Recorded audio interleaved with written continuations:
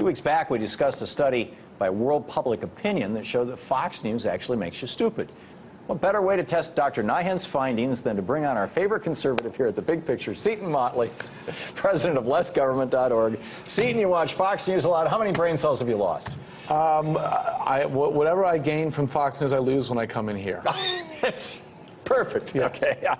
Okay. Seriously, let's have an actual, genuine conversation about this. I'm curious, what motivates your political worldview? Even before I'm conservative, I hate waste. And liberalism is waste.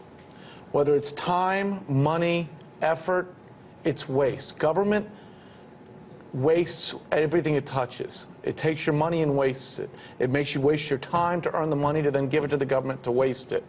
The effort. You don't find waste in corporations?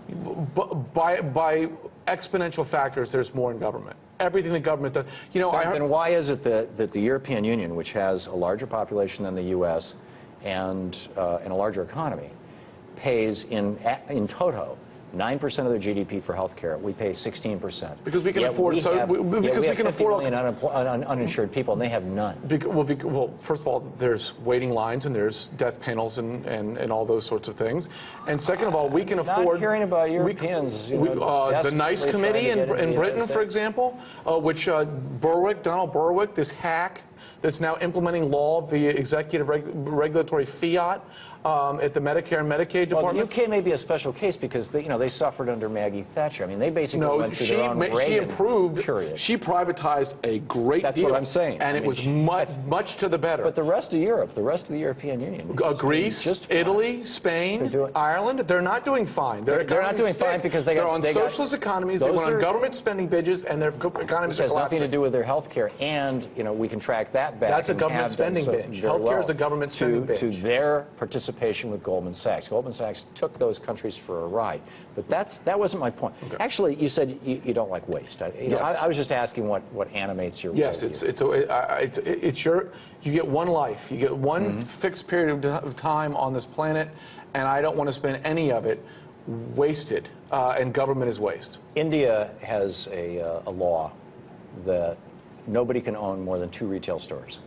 98% of the retail sector is owned by small family businesses and provides huge levels of employment all across the country, is highly inefficient compared to Walmart in the United States. And yet, it provides all these jobs. It seems to work well, and it's wasteful. Isn't there a point at which you could even say in praise of inefficiency? No. Inefficiency. No, there's a law in Oregon that says you can't pump your own gas, and that creates jobs for people to come out and do full service. That's stupid.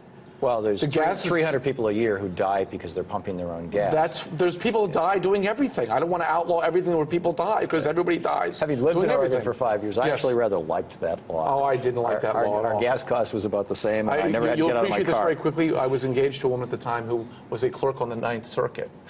So I was up there visiting quite a lot, and I didn't like that law at all. Okay. But I just thought you'd appreciate that I was with someone on the 9th Circuit. Okay. We've been talking about changing other people's minds. I'm curious, if you want to change somebody's mind, what's your strategy? My strategy, it's a good question. My strategy is to take the points they're making, introduce them to reality, and bring them to the conclusion. You will never convince anybody.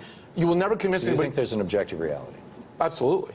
The sky's blue just because you think it's green because your eyes, your ocular. If you're colorblind, it's not blue. Well, no. The sky's blue.